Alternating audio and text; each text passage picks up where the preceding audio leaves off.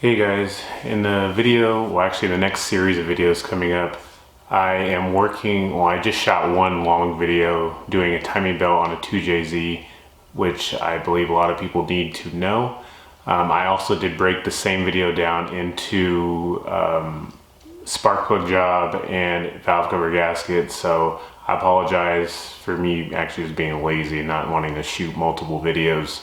So if some things seem out of place or they, don't look right, it's because I just chopped up one video into a bunch of videos. So with that being said, I'll just compile everything into a big video showing how to replace the timing belt, a complete timing belt job on a 2JZ.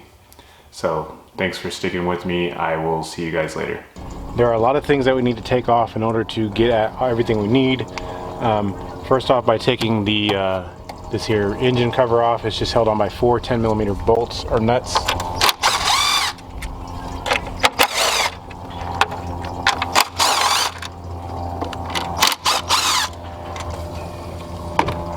Just lift this straight up, set it down, put the bolts back in it, that way you know where they go.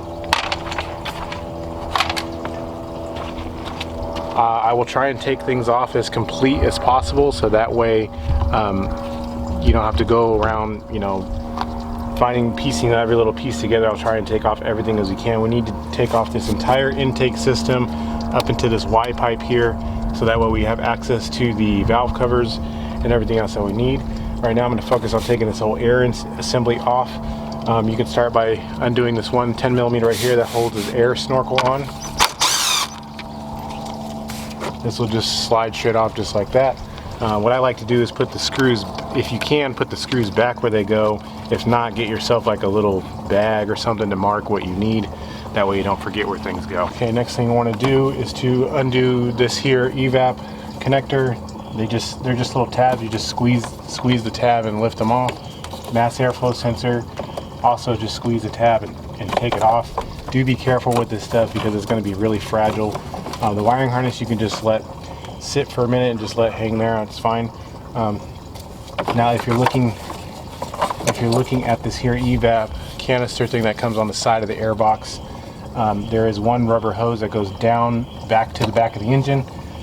Pretty much just disconnect this here hose right here, just disconnect it from the side of the air box and just let that one hang there. You can leave that one there, and you can leave the actual solenoid attached to this whole box, so when we pull the whole box out, it'll just come as one. So we need to loosen up this here clamp right here, that where the airbox goes into. It's just one 10mm clamp. Just loosen that guy up, just let him be on here. And there's a total of 3 bolts that are holding the airbox on, 2 that you can see right here behind the box, and then there's one directly right behind the headlight, straight down right here. You have to get an extension and take that guy out.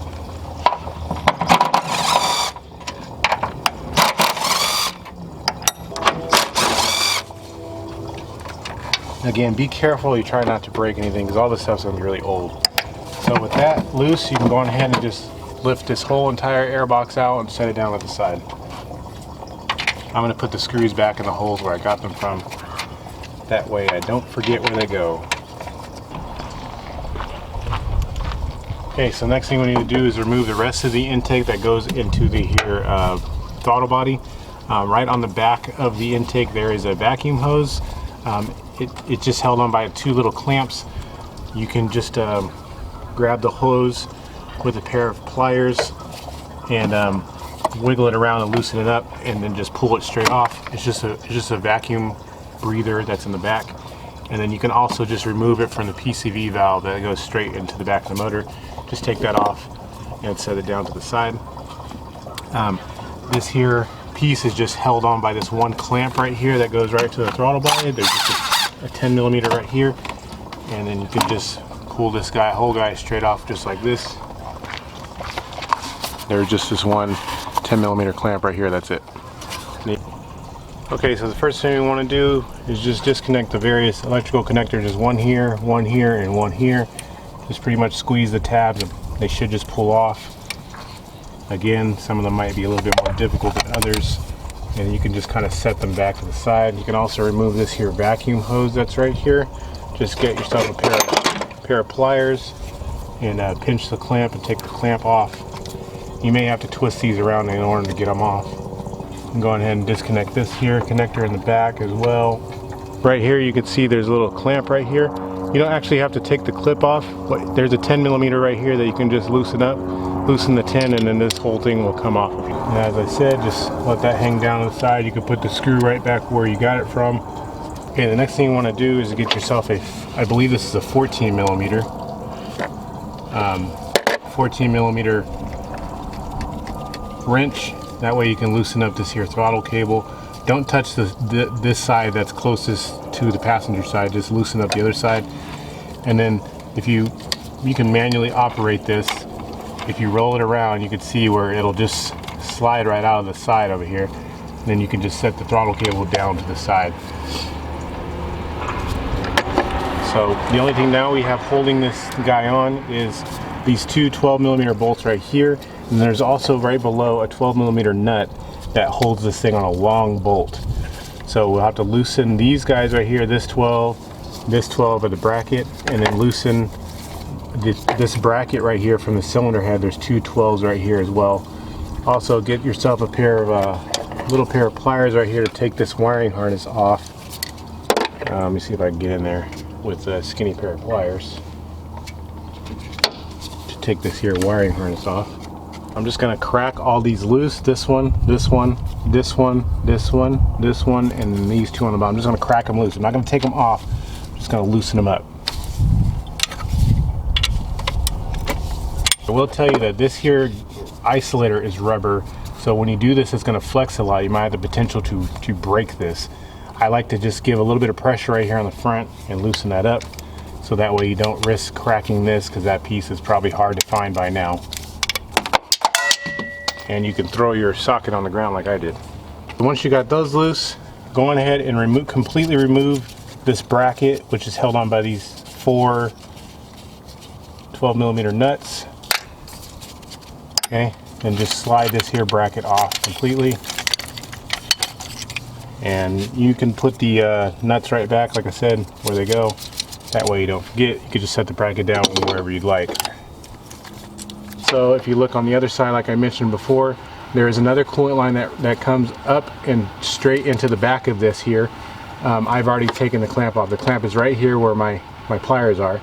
You can just loosen it up. It goes right into a brass fitting. Loosen that, and then you can just pull the pull this hose off. This one is generally pretty easy. You can see I pull it off right here, and you could just tuck this off to the side wherever you want to tuck it at. This one probably won't leak coolant. The other one might, so just keep that in mind. So I do advise to take this back coolant hose off first, and then once you do that, you can loosen these guys up, these 1, 2, 3, and 4, and you can actually slide this whole thing mostly off and kind of flip it around so you can get a better look at this other bottom coolant hose. So I've already got this one off, so I'm going to go on ahead and remove these other nuts now. Gotta just slide off like so. Then you can flip it around and deal with getting this bottom coolant hose off here. You can just tuck this hose up somewhere so it doesn't spill. Then you can go ahead and set this whole throttle assembly down. Okay, next thing we need to do is to focus on taking off this here Y pipe area that we got here.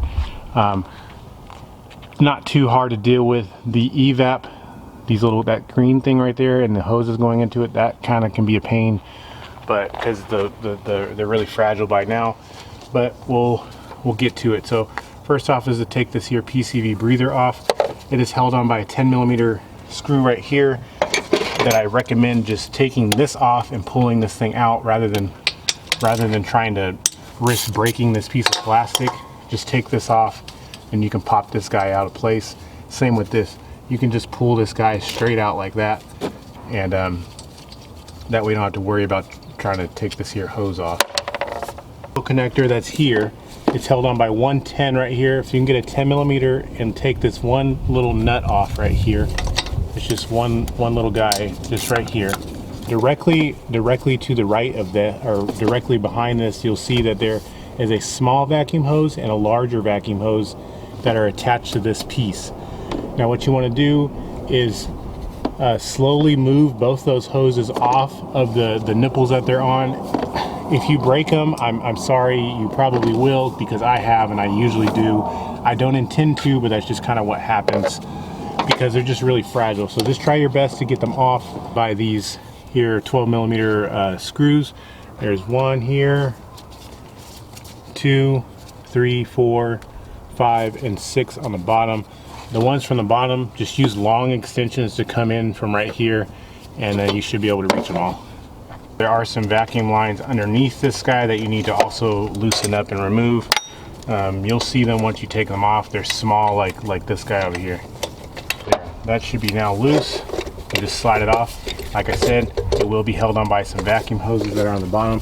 If you just tilt this guy up, you can see where there's one tiny little vacuum hose that's right down here on the bottom. You could just do your best to wiggle it loose and take it off. And there's also a metal gasket that's back here. Save this gasket, you can reuse it. You can buy a new one if you want, but I always save them and just reuse them. Just like so. Right now we're gonna go on ahead and take off this here cover. It's just held on by 5mm Allen socket.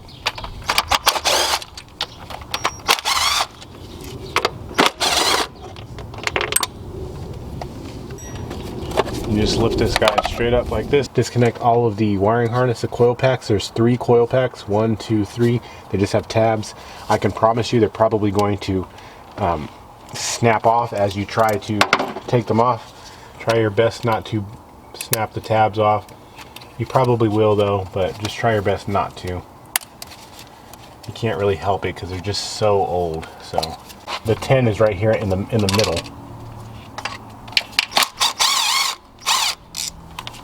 Like I said, do keep track of where the screws go. So that's one guy out right here. I'm not going to disconnect these from the coil packs. All the wiring, all the spark plug wiring, I'm going to leave the same, just to make sure that you either take a picture so you remember where it goes.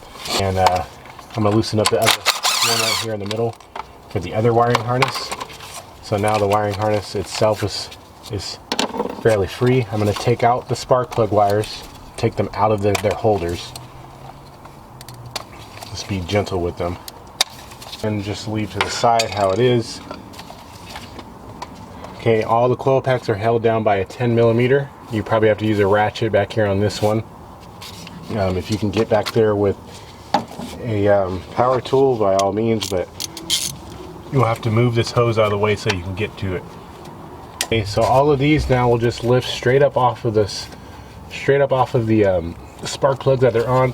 They may take a little bit of a persuasion, but they'll come off. Same with these. You just lift these guys straight up off of here like this. Do remember where they all go, so that way you don't get confused.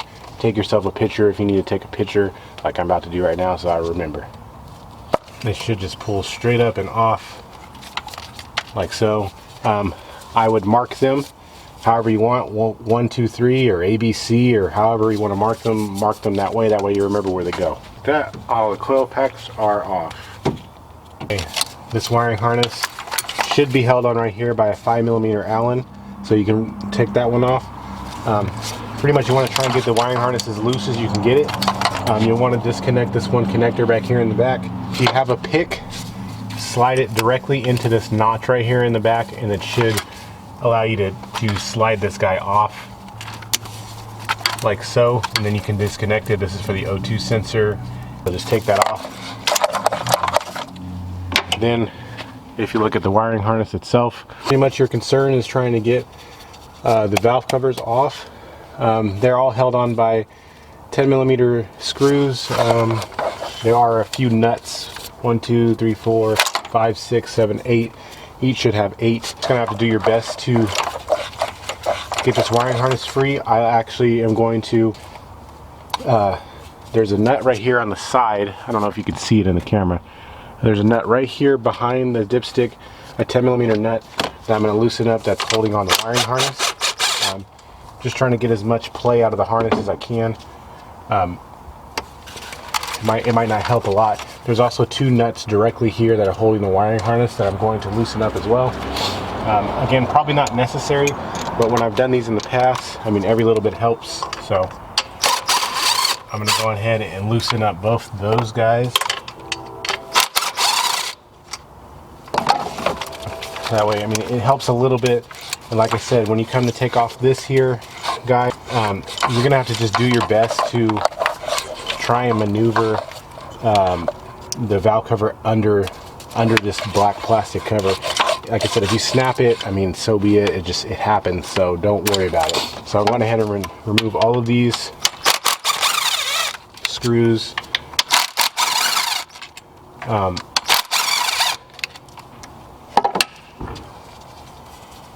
They should all be the same length as far as I remember.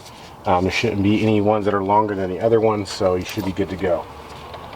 Harder one first, which is this one right here in the front, or excuse me, the right side as you're looking at it.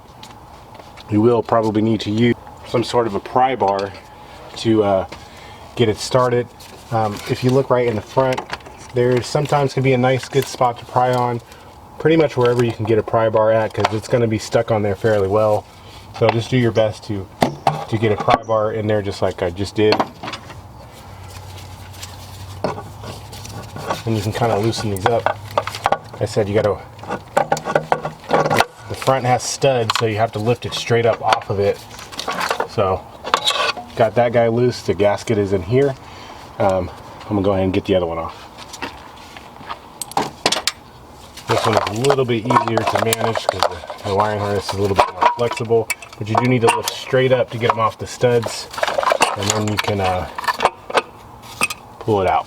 Wipe off the whole perimeter around these things so you know that the gasket is going to have a good seal when you go to stick it back on.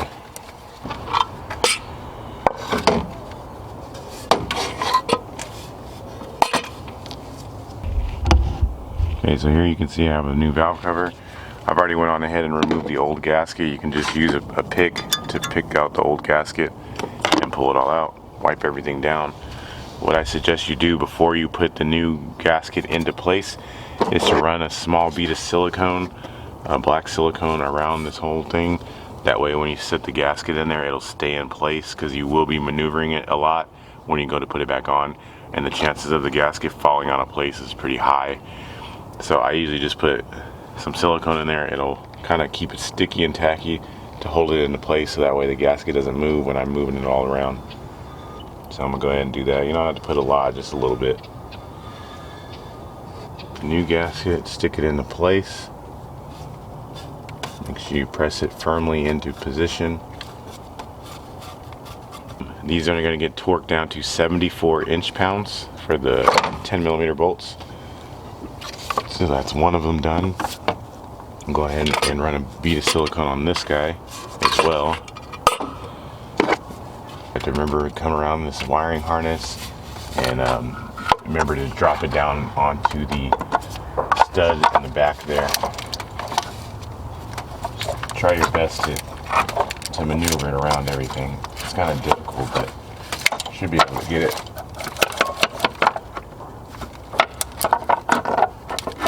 Just like that, that guy's on. Okay, go ahead and put this guy on, which should be a lot easier.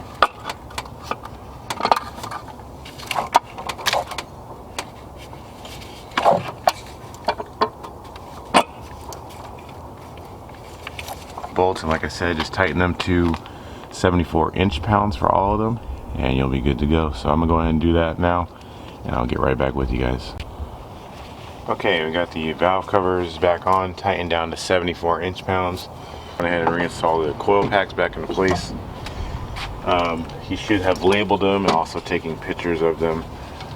They're just held on by 10mm bolts that go onto the back. These just push straight down into position. That's all. And then you'll reattach them back where they go. Then you can also put the wiring harness back into place and connect all the connectors. Okay, so we got these spark plugs all back together and on. Okay, now we're going to focus on getting this Y piece back into place. Don't forget to wipe it off as clean as you can on the surface.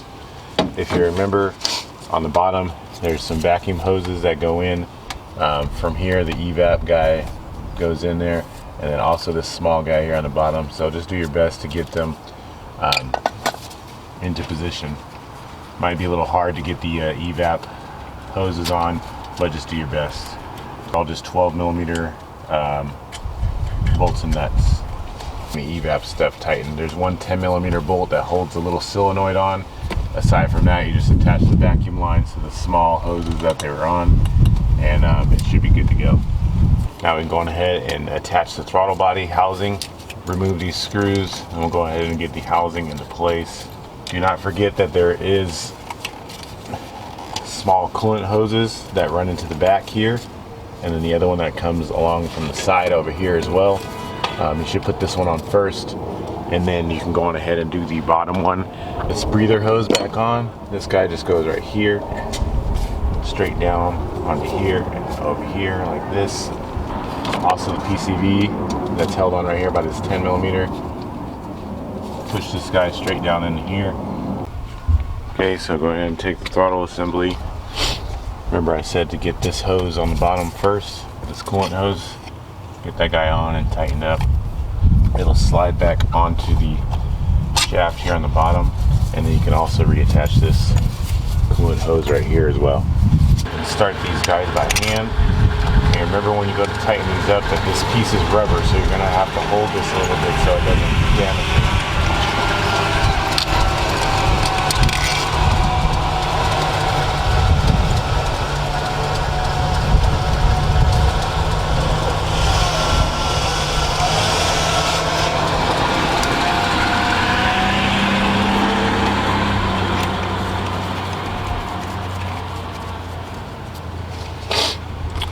Okay, once you get all those on, go ahead and tighten them up. 12mm.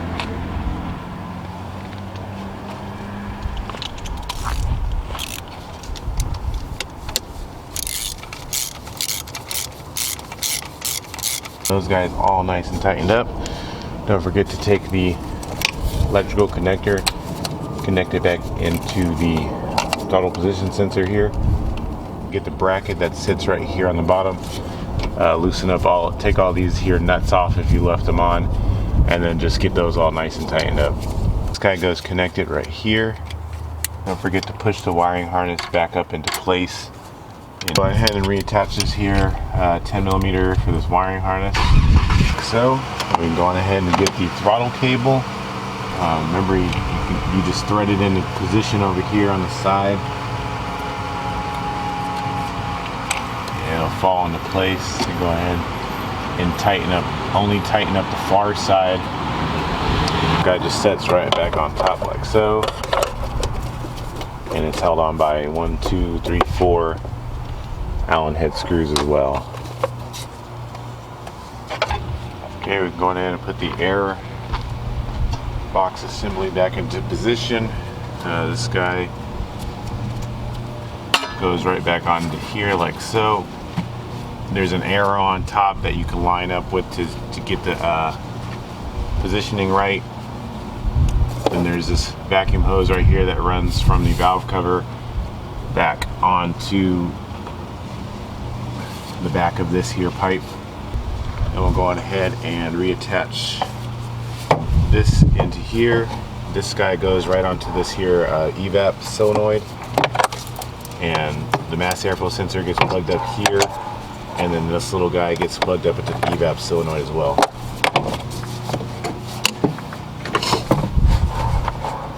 The last piece of the air box we have to put on is this here piece that goes attached right here, this one 10mm. It's like the snorkel. So if you have any comments or questions, please ask them in the comment section below. If it's your first time to the channel, thanks very much for stopping by. I appreciate your guys' support and watching my videos. It really goes a long way. I will see you guys next time.